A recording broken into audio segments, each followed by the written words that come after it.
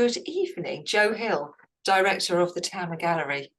Soon to be very famous because we've got the Turner Prize coming and the whole world's press will descend on us. So, but at the moment, in your bedroom. Yeah, well, attic space, yeah. Attic space. Keeping it real. Keeping it real. Keeping it real. So thank you so much for having a chat with me this evening. I'm really grateful for your time. I'm just going to share with everyone the Towner website just to put a bit of context on it. So for anyone who's watching who may not know who the Towner is, what the Towner is, this is Towner Eastbourne, and it's got a very colourful outside. Now, I wonder if you've got a picture of that on your homepage, have you? Yes, there we are. Yeah, just down the bottom there. Yeah, bottom right. So when you come into Eastbourne, it's a beautiful beacon, colourful beacon at the top end of the town. And I'm pleased to see that painting estate, it was only meant to be temporary, wasn't it? Yeah, we commissioned it in 2019 for the 10th anniversary of the building, and it was only supposed to be there for a year.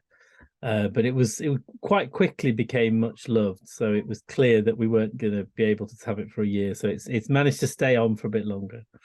Yeah, I think we're all a little bit in love with it, and it does really stand out. It's beautiful. It really makes you feel uplifted and happy every time I walk past it or drive past it, or I come into the cafe. I'm giving all the secrets away now. Come across the road into the cafe. It's kind of formed a nice palette for your blog and everything, hasn't it? Yeah, we've become the colourful gallery. I mean, I remember when the Towner had a lot of black and white in it. A lot of furniture was black and it was white. It was very monochrome. So we're sort of very opposite now. We're sort of the colourful gallery. Yeah, I remember that. Those black leather sofas and everything. Yeah, it was monochrome and black and white, which was a great of the time.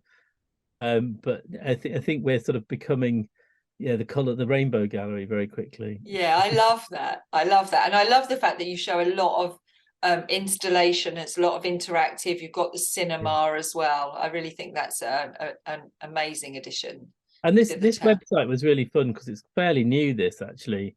And we wanted a few things in there, like the sort of grounders in Eastbourne. So there's things like the sea temperature comes up on here and things like that. Oh, does it? Use it as a result, or the sunset time, or when the sun comes up and goes down. So it's got some funny little widgets in there that sort of link us back to Eastbourne really nicely.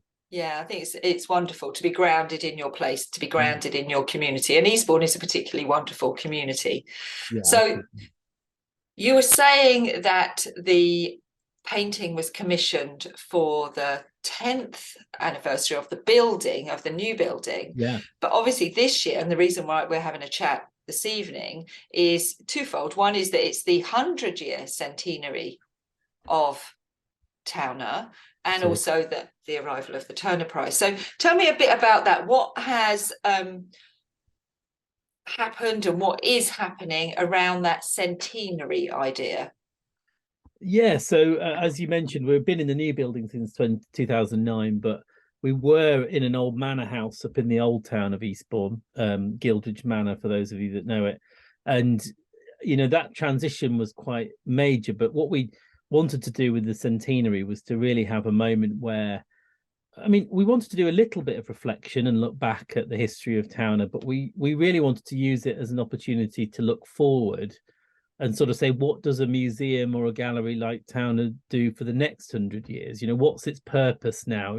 Originally, it was set up as an art gallery for the people, and it was there to bring art to everybody and allow everyone to have access to it, which is a fantastic vision to have. And we still keep that very close to ourselves. But these buildings have become more than that now. They're community hubs, they're resources, it has a cinema. People come in for lots of different reasons. And what does a museum look like for the next 100 years? So we started out with the feeling that, what do we want the building to feel like in this year? What's the feeling we want when people come in? And I think we all agreed that warm and welcoming, obviously, but vibrant and exciting. And quite early on, we worked out that the Turner Prize, which the history of the Turner Prize is, it goes into London and then it comes out to a regional space every alternate year. And it usually goes with the City of Culture. So whoever wins the City of Culture gets the Turner Prize automatically. But there are occasionally these odd years where there isn't a City of Culture and it's supposed to be out of London. So I managed to work out that our centenary fell in that year. And we started a lobbying campaign with the Tate very early on to say we want the Turner Prize in that year. And it was an application process like any of these things. We had to win it. And we went through quite a grueling bid process with lots of visits by senior Tate people to Eastbourne. And we had to, the council and the county council were brilliant at hosting. Yeah, and thankfully we won the bid, which was great. And I know, I can't tell you who, but I know there were some very high profile cities in the bid as well from around the UK. So we really did well to sort of win that bid and beat some serious competition to host it. So and the people from Tate essentially said that they were so impressed with Eastbourne and its ability to host large numbers of people and big events, but also just a lovely space to have it. And they recognize that the town, and particularly Towner, it has changed a bit, and it's definitely talking to both its community in a different way, but also encouraging people to visit Eastbourne. Like you said, the artwork on the outside has become emblematic or a bit of an iconic artwork now for Eastbourne. So yeah, it's but we're delighted really, because it sort of forms the jewel in the crown of the centenary year. Yeah, slightly daunted by the fact of delivering it, but I'm sure you have all the skills that you need to deliver the Turner Prize. If you manage to persuade them to bring it, then I'm sure you have everything you need to deliver. And as you say, you're right next to where the tennis is, and that's, every year that's a very high profile event. We have Airborne, which again is an incredibly high profile event, and it's just such an iconic landscape as well, isn't it, that coastline? Yeah, and the other point, which is a real plus for Eastbourne over some other seaside towns, is it still has all of its hotels. A lot of seaside towns have, when people started traveling abroad, a lot of those hotels were repurposed as flats and other things. But because of the covenants on the seafront here, it means that a lot of those hotels are still there. So we can host huge events with lots of people. We've got the accommodation to house everybody. And all the infrastructure's still here. So everyone was really impressed with that. Yeah, they're beautiful Grand Hotel. Absolutely. Yeah, which is literally just opposite you, isn't it? Yeah, we're the very Grand lucky Hotel to have all of those hotels very nearby. So they'll play a pivotal role, really, because a lot of people do stay who go to it and travel for it. It is certainly one of those art destinations of the year. Yeah. Are you expecting some of the big names like, Grayson Perry, Damien Hirst? Are you expecting them to come or hoping that they will come? I mean, I've been to many Turner Prizes in my time, and the opening and the awards dinner usually attracts that sort of crowd. The Tate have a very strong guest list. I mean, Grayson Perry's a local to us, so I'd hope he would come down the road and see us. But I'm sure all of those people who usually go past winners and things will come along. So it's got that, but also sort of celebrities as well get fascinated with it and get excited about it. So I mean, everyone loves an award, really, don't they? I mean, it gets everybody excited and buzzed up, and it really feels, it's good. It's all that whole, Hollywood, the Hollywood pizzazz, isn't it? Of the sparkle, gives it the little bit of sparkle. It was in the Metro, and it said something like the Oscars of the art world. Yeah. Yeah. Great. And where will that be hosted? Will that actually, the dinner be hosted inside the town, or are you going to do that? So we'll host it in the Winter Garden, because it's usually around 400 or 500 people, so it's a big event, and it's broadcast live on television as well, so it has to be able to cope with the media. Which is, I mean, part of that, we're going to be able to use that Devonshire Park site really well and connect into the spaces next door, and take advantage of all those facilities. So it's a huge space, isn't it? They use that quite well during the whole COVID vaccination. Absolutely. Campaign, and they do a lot of events in there, big dinners, and they're very used to hosting large hospitality. So I mean, it's a lot to organize, but we're well on the way with it, and we're we've got a head start. I think, we've got a lot of our bits in place, and we meet regularly as a team with the Tate to talk about the events and how they're going to run. Because we want the experience of when people come to Eastbourne to be, both people locally and regionally and nationally, to be amazing. And we had some good news before Christmas that we were successful in getting some money from the Arts Council to do a sort of wraparound programme, sort of fringe, you might call it, in the town. So we've got some money to do, working with Linda Solway, actually a lot of school, sort of really ambitious schools program with year 9 students from across Eastbourne and the coastal region. And then we've also got money to do animate the town, so the high street, the shopping centre, the railway station, and the route to town as well. So hopefully, the celebration can spread outside of the building and take over the town a bit as well. Oh, that sounds amazing, because the whole town has had quite a significant regeneration facelift, hasn't it, over the last couple of years? New paving, and the whole centre of the town has been pedestrianised, which does look really impressive now. So, so I was just about to say, how can people get involved, really? But that sounds like that's the programme. Well, but there's that. So we've got our official sort of fringe program. But I mean, the main thing about that is it gives us some capacity. So we'll have a director for that project who will be on the ground in Eastbourne, I suppose, supporting those activities. But also part of their remit will be to work with other people that want to get involved, because we've already been approached by, dancers locally and musicians locally that want to do things in partnership. And we want more, the more the merrier, really. So if we can create an umbrella festival or identity that people can hook onto and market what they're doing, that would be brilliant. So we encourage people, if they've got things they want to do in and around Eastbourne, to come and have a chat with us, and we'll definitely get it on the radar of that person when they're in post.